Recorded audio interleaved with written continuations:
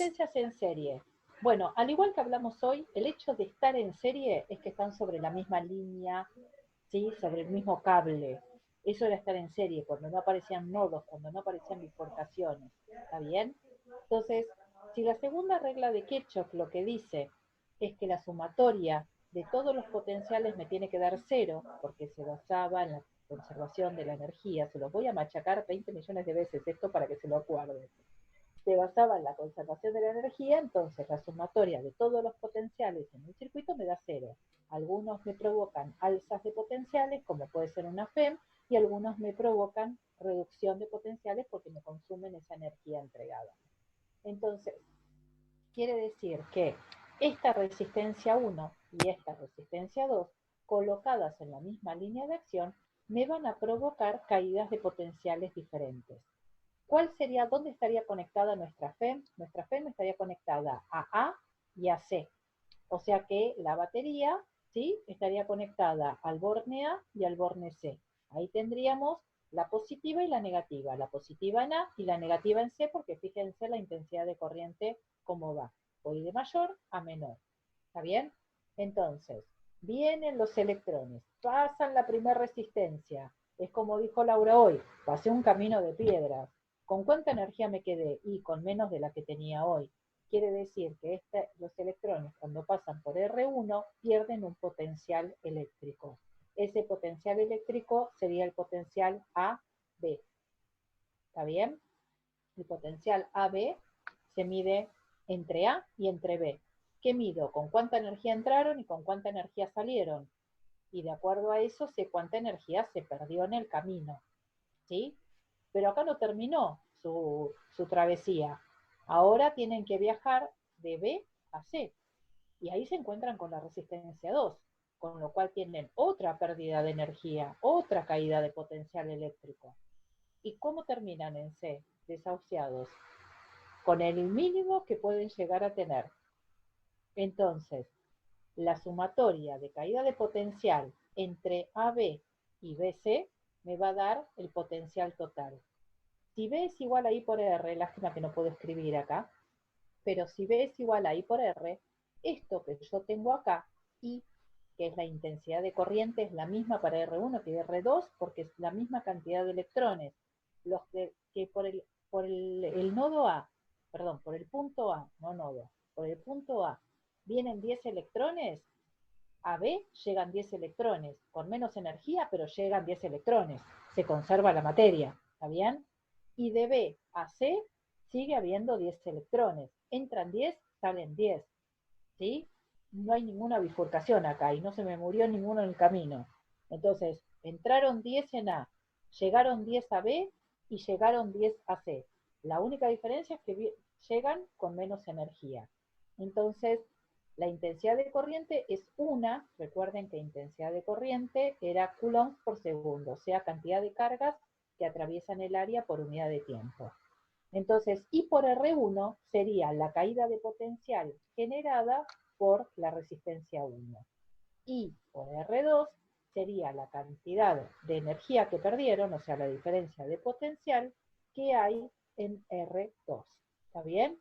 Entonces, la intensidad de corriente, como es la misma para los dos, es un factor común, lo extraigo, ¿sí? Y me queda que la caída de potencial total, que sería desde A hasta C, va a ser igual a la caída de potencial generada por R1 más la caída de potencial generada por R2. O sea que si esta intensidad de corriente que acá está multiplicando la paso dividiendo para el otro lado, ¿qué me quedaría acá? Que la caída de potencial generada entre AC dividido la intensidad de corriente total del circuito, ¿sí?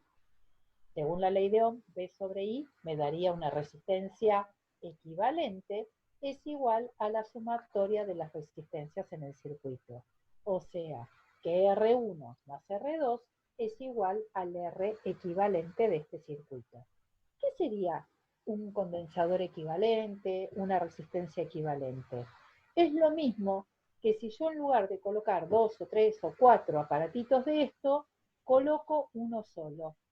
O sea, si yo coloco acá una resistencia de 1 ohm y acá una de 2 ohm, la resistencia equivalente es de 3 ohm. Quiere decir que si yo coloco uno de 2, uno de 2, uno de 1, o 3 de 1, o 1 de 3, es lo mismo. El resultado es el mismo. ¿Se entiende lo que digo? Voy a llegar siempre al mismo resultado. O sea, el equivalente sería como si yo reemplazara a esos dos resistencias por una. Entonces obtengo el mismo resultado. 3 de 1, 1 de 2, 1 de 1 o 1 de 3 me da el mismo resultado. Una resistencia equivalente en este circuito. Eso nos está diciendo. En términos generales, no importa cuántas resistencias en serie tenga, la resistencia equivalente va a ser siempre la sumatoria directa entre ellas. Si lo comparan con los condensadores, en los condensadores pasaba al revés. ¿Sí? En los condensadores, los La capacitores capacidad. ¿sí? colocados en serie me daban siempre una capacidad equivalente menor. ¿Sí? Acá no, acá las resistencias colocadas en serie me dan una resistencia mayor. O sea que cuando las coloco en serie aumento la resistencia del circuito en general. ¿Vamos bien? ¿Sí? Bueno, resistencias en... ¿Sigo o vuelvo para atrás? ¿Lau? Mirá que faltan 5 minutos que se corta. Listo. Voy para atrás. Pues sigo. Resistencias en paralelo. ¿Qué son en paralelo? Aparecen dos nodos otra vez, el nodo A y el nodo B. ¿Sí? El nodo eran bifurcaciones. ¿Qué pasa cuando encuentro una bifurcación? Lo mismo que hablamos hoy. Entra una intensidad de corriente y se me divide en I1 y en I2. ¿Qué quiere decir eso? Por la ley de la conservación de la materia, la sumatoria de los electrones que se van para 1 y se van para 2 me tienen que dar los electrones totales. Recuerden que acá ningún electrón se muere, se pierde ni nada. ¿Sí?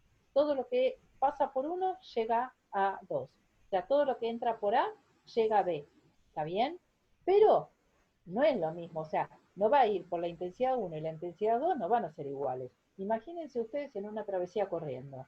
Tienen una bifurcación y les dice, a la izquierda camino con 20 piedras y a la derecha camino con 10 piedras. ¿A dónde va a ir la mayoría? ¿Al camino de 20 piedras o al camino de 10 piedras? Y la mayoría va a agarrar el camino de 10 piedras, lo que va a ser más fácil. Acá es lo mismo. Si la resistencia 1 es menor a la resistencia 2, la mayoría va a ir por I1 y el resto irá por I2. ¿Sí? Las proporciones de cómo se van a ir entre uno y otro va a depender de las resistencias y de la diferencia de potencial. ¿Qué característica tienen? Recuerden, las resistencias eran propias del resistor. Alguien las fabricó con esa resistencia. ¿Cómo se medían las resistencias? En ohms. O sea que si R1 es de 5 ohms y R2 es de 7 ohms, por 5 ohms va a haber una intensidad de 1 mayor. ¿Pero con qué diferencia de potencial? Con la misma que ocurre entre A y B. Cuando aparecen nodos que las resistencias se encuentran en paralelo, la caída de potencial que se genera en R1 y en R2 es exactamente la misma que se genera entre A y B. ¿Sí? No hay diferencias de potenciales. Lo que cambian acá son las intensidades. Por eso es que la diferencia de potencial es una sola y va a ser igual a la caída de potencial generada por R1 y a la caída de potencial generada por R2. ¿Está bien? Pero vamos a partir de acá. Si yo ahora reemplazo de acá de espejo I1, va a ser caída de potencial sobre R1 y reemplazo en I1. Caída de potencial sobre R2 y reemplazo a I2. Eso lo ven en esta ecuación de acá. ¿Sí? Dándome de esta forma, lo que voy a buscar siempre es mi resistencia equivalente. ¿Qué ocurre? La intensidad de corriente 1 más la intensidad de corriente 2 me va a dar la intensidad de corriente total del circuito, la I. ¿Sí? Y la caída de potencial, ¿cómo es? Es igual en cada una de ellas que estén en paralelo. Quiere decir que la puedo sacar como un factor común. Entonces, la intensidad de corriente total de este circuito es igual a la caída de potencial de entre A y B, ¿sí? Sobre la resistencia equivalente. ¿Y quién es la resistencia equivalente? La inversa de las sumatorias de las inversas de las resistencias. O sea que lo que estoy planteando acá es que cuando colocamos cuando colocamos resistencias en paralelo, la resistencia equivalente total, esta resistencia equivalente total, va a ser menor a la menor de las resistencias en paralelo. Siempre me va a dar resistencias más pequeñas, ¿sí? Si esta R2 es de 1 y R1 es de 0,5, la resistencia equivalente tiene que ser más pequeña que 0,5. Eso es lo que ocasiona las resistencias en paralelo, una disminución de la resistencia total del circuito. Para eso me sirven, porque cuando necesito bajar sí o sí las resistencias totales, necesito colocarlas en paralelo. Cuando necesito aumentar la resistencia total de un circuito, necesito colocarlas en serie.